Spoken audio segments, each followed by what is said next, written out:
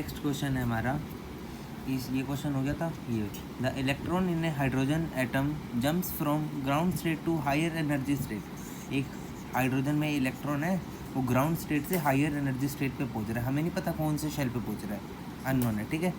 Where its velocity reduce to 1/3 of its initial velocity, मतलब जब ये ग्राउंड स्टेट पे रिवॉल्व कर रहा था तो उसकी वेलोसिटी v, और जब वो कोई nth हायर एनर्जी स्टेट पे पहुंच गया तो उसकी वेलोसिटी होगी v/3 of initial. If the radius of the orbit of the ground stage is r, मतलब जब ग्राउंड स्टेज पे था इलेक्ट्रॉन तो उसका वहाँ से लेके न्यूक्लियस तक उसका रेडियस क्या था, r था। तो नया जो ऑर्बिट जिसमें वो जंप मारे उसका रेडियस कितना हो गया होगा, ऑप्शन है 9r, 3r, r/3, r/9। तो हमें पता है वेलोसिटी प्रोपोर्शनल टू z/n और रेडियस प्रोपोर्शनल टू n²/z। हमें कह रहे हैं कि वेलोसिटी v/3 होगी, तो हम ये फॉर्मूला यूज़ करेंगे v1/v2 बराबर z1/z2 into n2/n1। Same atom की बात हो रही है तो इसका तो कट जाएगा, 1 हो जाएगा ये। तो v/v/3/n1 क्या है हमारा, ग्राउंड स्टेट 1/n2, तो ये हो जाएगा 3v/3 बराबर n2, तो n2 के आगे हमारे पास 3, मतलब वो थर्ड शेल पे जंप मारा है। अब हम रेडियस का फॉर्मूला लगाएंगे r1/r2 बराबर n1/n2 का होल स्क्वायर इंटू z2/z1, यहाँ से आया। ये फिर से सेम एटम की बात हो रही है, 1 हो जाएगा। तो r इसका r1 क्या है दे रखा है क्वेश्चन में, r/r2 बराबर 1/3, ये थर्ड है ना, तो 1/3 का होल स्क्वायर। तो r क्या, r2 के आगे हमारे पास 9 है जब आप स्क्वायर करोगे। अगला क्वेश्चन बहुत अच्छा question. A small particle of mass m moves in a such a way that the potential energy is u बराबर half m omega square r, where omega is constant and r is the distance of the particle from the origin. Assume mean Bohr theory is valid. Find the radius of nth orbit. अभी ऐसा question है, आपको कोई expression दे दे, आप कोई भी फॉर्मूले पे मत जाओ, मैं समझाता हूँ।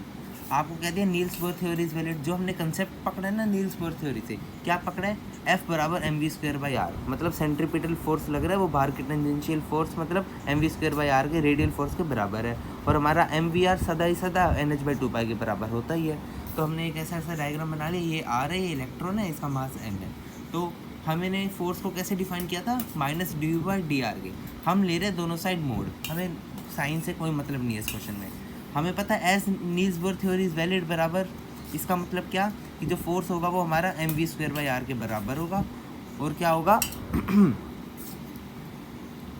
mv²/r के बराबर फोर्स होगा। एंड फोर्स की वैल्यू क्या दे रखी है हमें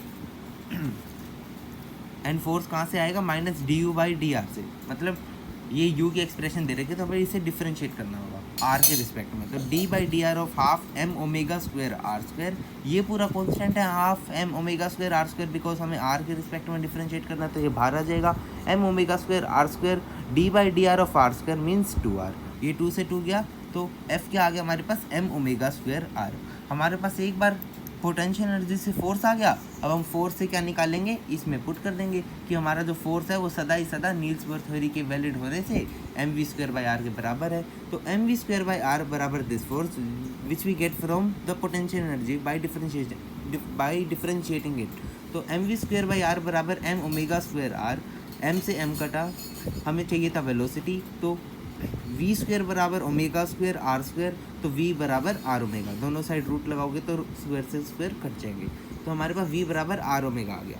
अब हमें क्या कह रखा है, हमें रेडियस ऑफ nth ऑर्बिट निकालना है, तो हम यहाँ से निकाल सकते हैं mvr बराबर nh/2π। As if Niels Bohr theory is valid, mvr बराबर nh/2π, v की वैल्यू हमने अभी निकाली r ओमेगा, यहाँ रख दीजिए m r omega into r बराबर nh/2π, यहाँ से r की वैल्यू क्या आएगी, अंडर रूट में nh/2πm ओमेगा। ये हम और फॉर्मेट से भी निकाल सकते थे, बट ऑप्शंस ऐसे थे तो हमने इसे यहाँ से निकालने से रहा, वैसे यहाँ से निकल जाता है नॉर्मल, यहाँ से mvr बराबर nh/2π से, बिकॉज हमने v की वैल्यू निकाल ली है, बाकी सारा ये बाय में जाएगा, हमें r स्क्वायर हो जाएगा, तो यहाँ पे रूट आ जाएगा, रूट nh/2πm ओमेगा। आज का पूरा होता है सारा, पूरा होता है आज, कुछ छूट तो नहीं क्या, नहीं छूट नहीं कुछ। एक बार ये क्वेश्चन दोबारा बता देता हूँ, मैंने पिछली बार बहुत जल्दी बता दिया था। In the bore atom of hydrogen atom the centripetal force is furnished by the coulomb force of attraction. इसका मतलब यही है कि जो अंदर का सेंट्रीपिटल फोर्स है ना, वो बाहर के m v square by r के बराबर है। इस क्वेश्चन का मतलब यही है, बट इन्होंने आर की जगह ए नोट दे रखा है रेडियस, और जो ऑप्शन है ना उसमें के नहीं है, उसमें एप्सिलॉन नोट के फॉर्म में। तो हमें पता है के बराबर 1/4 पाई एप्सिलॉन नोट। हम डायरेक्ट क्या लिखेंगे, पहले हम आर ही लिख लेते हैं, तो k Z e square upon r square बराबर m v square by r. हमारा हाइड्रोजन एटम है तो Z1, तो Z की टर्म ही गई, तो 1/4 पाई एप्सिलॉन नोट के को लिख दिया, अपॉन सिर्फ ऊपर तो ई स्क्वायर बचेगा क्योंकि Z equals to 1, e square बराबर एम वी स्क्वायर, एम वहाँ गया और वी निकालना था तो यह अंडर रूट लग गया, तो वी क्या आया हमारे पास, E/4 pi epsilon naught m a naught, या एक ए नोट आना था, मैं यहाँ पे लिखना भूल गया। ए नोट मीन्स रेडियस, क्योंकि यहाँ पे तो आर स्क्वायर है ना, एक ही आर कटा है तो यहाँ एक आर बचा है, उसी आर का यहाँ पे ए नोट आ गया, जो क्वेश्चन में कह रहा था रेडियस बराबर ए नोट। तो वी क्या आ गया हमारे पास, E/4 pi epsilon naught m e naught. बस हो गया आज का, थैंक यू।